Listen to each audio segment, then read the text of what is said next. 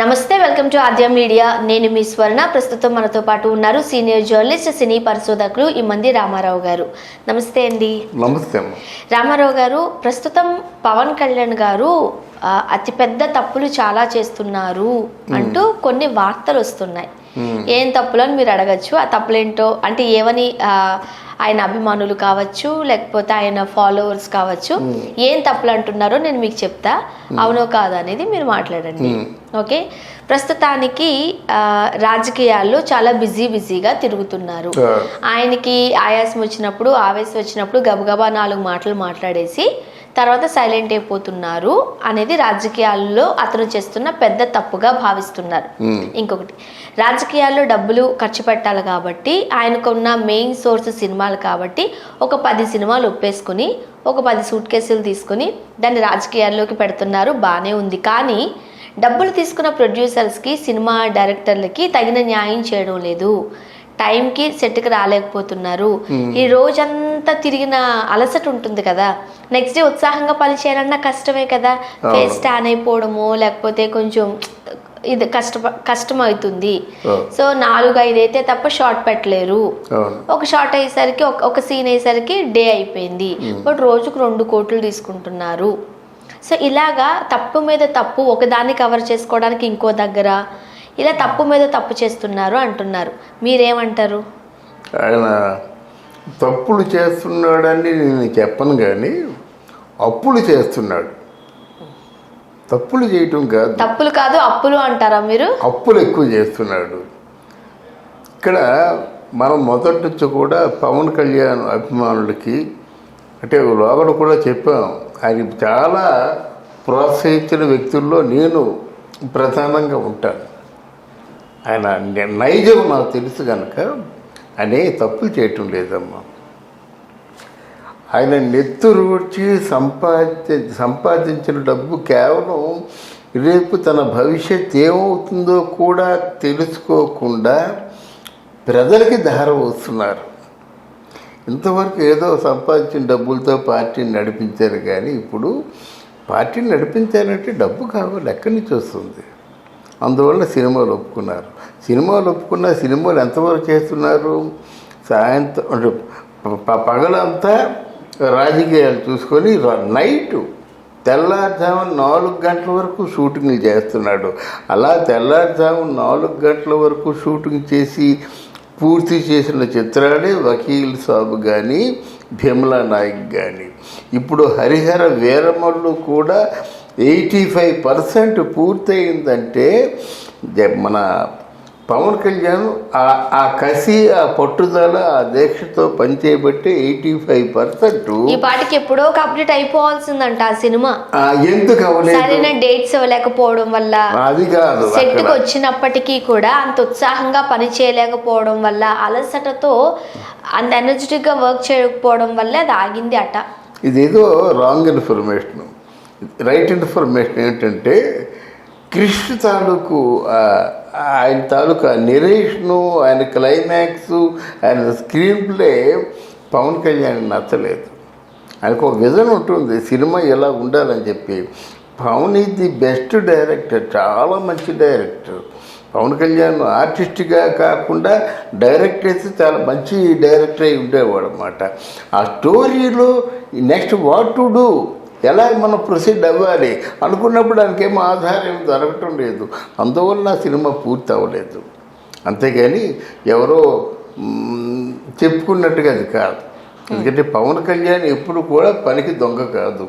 ఇక్కడ ఏమవుతుందంటే చాలామంది పవన్ కళ్యాణ్ని మైండ్ స్ట్రోక్ ఇవ్వడానికి ఈయన ఏం చేస్తానంటే ఏదో ఇప్పుడు ఇందా నువ్వు మాట్లాడావు కదా, ఎప్పుడు ఆవేశం వచ్చినప్పుడు 2 మాటలు మాట్లాడదు, తర్వాత ఊరుకుంటాడు, తర్వాత సినిమాలు చేస్తాడు.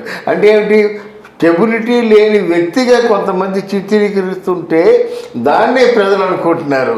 స్టెబిలిటీ లేని వ్యక్తి అయినట్టు ఇన్ని కోట్లు ఎందుకు ఖర్చు పెడతాడమ్మా? రాత్రి అనక పగలనక కుటుంబం అనక ఈ ఇప్పటం కానీ మిగతా ప్రాంతాల్లో కానీ ఆ కౌలు రైతులు ఆత్మహత్య ఉన్నట్టయితే వాళ్ళ ఇళ్ళకి వెళ్ళి వాళ్ళ చేతుల్లో ₹1,00,000 చెక్ ఎందుకు పెడతాడమ్మా? కానీ ఆయన తాలూకు ఉద్దేశం, ఆయన గోల్ ఏంటంటే ప్రజాస్వామ్యాన్ని పరిరక్షించాలి, ఈ నియంతృత్వాన్ని రూపుమాపాలి. ఇన్ని అవినీతి పనులు, ఇన్ని అక్రమాలు జరుగుతున్నట్టయితే వాడిని ప్రశ్నించేవాళ్ళు లేకపోతే రేపు మన ఆంధ్రప్రదేశ్లో ఒక అంగుళం జాగా మిగలదమ్మా. అది వాళ్ళ బాధ. అంటే అర్థం చేసుకోవాలి కదా, అంగుళం జాగా మిగలదు. 1,000 కోట్ల ప్రాపర్టీలు అమ్మకాన్ని పెట్టేశాడు. 1,000 కోట్ల ప్రాపర్టీసు. ఇది మనకి స్పష్టంగా తెలుస్తుంది ఎన్ని 1,000 కోట్ల ప్రాపర్టీస్ని అమ్మకాన్ని పెట్టేసిందో మన ప్రభుత్వం తెలుస్తుంది. అయితే ఇంకోటి గేమ్ ఆడుతున్నాడు ఏంటంటే, సోషల్ మీడియా ఉంది కదా, మనం ఏదైనా పొరపాటుగా ఒక న్యాయబద్ధంగా ఉన్నట్టు మాట్లాడుతుంటే వెంటనే వచ్చేస్తాయి కౌంటర్లు, కమెంట్లు వచ్చేస్తాయి అన్నమాట. దానికి ఒక వర్గం ఉన్నారు, చాలారా మీ ఇద్దరు తీరుబడి కూర్చొని మాట్లాడుతున్నారా అంటారన్నమాట. వాళ్ళకు నమస్కారం, వాళ్ళ సంస్కారానికో నమస్కారం. బాగా ఆలోచించండి, భవిష్యత్తును ఆలోచించండి.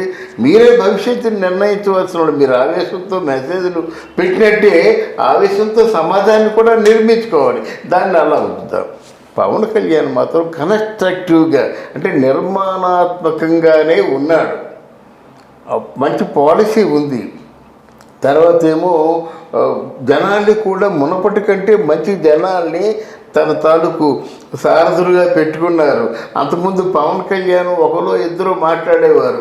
ఇప్పుడు ఏ టీవీ డిబేట్ పెట్టినప్పుడు కూడా ఒక్కొక్కరు వచ్చేసి తాట తీసే వాళ్ళందరూ వచ్చారు. ఇప్పుడు జనసేన పార్టీ తరఫున వచ్చేసి తాట తీస్తారన్నమాట. అట్లాంటి వాళ్ళు వచ్చారు. ఈ మధ్య చూశాను, ఎవడో ఒక పైత్యంగా పెద్ద వీరాభిమాని వైసీపీ పార్టీ, అట్లాంటి వీరాభిమాని ఏమో చిచాకరపు అన్నారన్నమాట.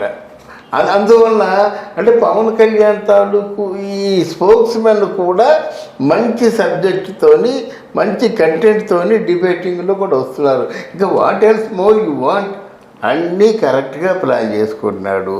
ఎలక్షన్స్ అయినట్టు కొన్ని చోట్ల పవన్ కళ్యాణే గెలుస్తాడనేటువంటి ప్రాంతాలు కొన్ని ఉన్నాయి. పవన్ కళ్యాణ్కే ఓటేద్దామన్న ప్రాంతాలు కొన్ని ఉన్నాయి. అర్థమైందా? అందువల్ల ఆయనకంటూ ఒక వర్గం ఉంది, ఆయనకంటూ ఉంది.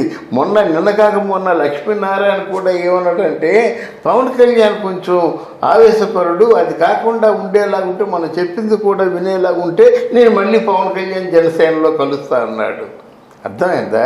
ఆయన ఎవరు వేలు పెట్టి చూపించలేరమ్మా. కేవలం ప్రజల కోసం 100 కోట్లు వచ్చేటువంటి ఆదాయాన్ని మానుకొని వచ్చి ప్రజల కోసం ఎవరు పాటుపడతారు? అందరికీ సైన్ చేసేసారు, కానీ సినిమాలకి సరైన డేట్స్ ఇవ్వలేకపోతున్నారు, దానికి ఏముంది, 2 మేనేజ్ చేయలేకపోతున్నారు అంటూ కూడా లేదు. ఇది పుకారు పుట్టించడం. ఇది ఇప్పుడు మనం దీన్నే మైండ్ గేమ్ అంటారు అన్నమాట. అది విన్నట్టయితే ఆయన ఎంత బాధపడతాడు? బయటికి ఎంత నేను ఇట్లాంటివి పట్టించుకోను అని చెప్పినప్పుడు కూడా ఎంత బాధపడతాడు? ఈరోజు మరి వైసీపీ పార్టీ తాలూకు ఎమ్మెల్యేలకి మంత్రులకి అదే మిగిలింది కదా. ఏమిరా మీరు ఈ 4 సంవత్సరాల్లో ఏదైనా ఒక పని చేశారు, ఒక పని చెప్పండి అంటే ఎక్కడ పెట్టుకుంటారు తలకాయ? అలా జగన్మోహన్ రెడ్డి గారి ఏమండి మీరు ఏదో మొత్తం అక్కడ మనకి స్పెషల్ స్టాటస్ ఎందుకు రాదో వాడి మెడలు వచ్చి చేస్తూ ఉన్నారు, తర్వాత ఏమో ఎన్నో చేస్తూ ఉన్నారు, మద్యపానాన్ని అరికడతా ఉన్నారు, ఏదో అన్నారు. మొత్తం మేనిఫెస్టోలో ఎన్నో చెప్పారు. ఏం చేశారు? ఒక్కటైనా చేశారంటే అది నిజమే అని ప్రశ్నిస్తే ఆయన మనోభావాలు దెబ్బతలవా? అంటే ఏంటి, ఏదో ఒకటి చేశారు కదా. ఇప్పుడు కనీసం నవరత్నాలు అన్నాడు, ప్రజలకు ఏదో 1000 మందిలో 10 మందికైనా పంచాడు కదా, 1,00,000 మందిలో 1000 మందికైనా పంచాడు కదా, ప్రజలకు ఎంతే కదా అని అనుకుంటాడు కదా. దాన్ని పూర్తి కండెమ్ చేస్తే ఏంటంటే మైండ్ గేమ్ మాట. అది వీడు ఏమీ చేయలేదని చెప్పడం మాత్రం మైండ్ గేమ్. ఏదో చేశాడు, నవరత్నాలు చేశాడు. ఆయన చేసిన పని 3.5 సంవత్సరాలు బయటికి రాకుండా ఉండడం ఆయన చేసిన తప్పు. ఎవరు? జగన్మోహన్ రెడ్డి. తాడేపల్లి ప్యాలెస్లోనే ఉన్నాడు 3.5 సంవత్సరాల పాటు. బయటకు వచ్చేసరికి ఆయన చేయి దాటిపోయింది. వ్యవహారం చేయి సో ఇప్పుడు దాటిపోయింది. పవన్ కళ్యాణ్ గారికి సంబంధించి అందరూ మైండ్ గేమ్ ఆడుతున్నారు అంటారు మీరు. డెఫినెట్గా Yes. డెఫినెట్గా పవన్ కళ్యాణ్ రేపటి నాయకుడమ్మా. మనం చెప్తున్నాం ఈరోజు పవన్ కళ్యాణ్ అభిమానులందరికీ కూడా నేను నమస్కారం పెట్టి చెప్పేదంటే పవన్ కళ్యాణ్ రేపటి నాయకుడు. రైట్. ఆంధ్రాలో అంతకంటే సిన్సియర్గా ఉన్న నాయకుడు మనకి లేరు. థ్యాంక్ యూ సో మచ్ అండి. థ్యాంక్ యూ అమ్మా, థ్యాంక్ యూ వెరీ మచ్.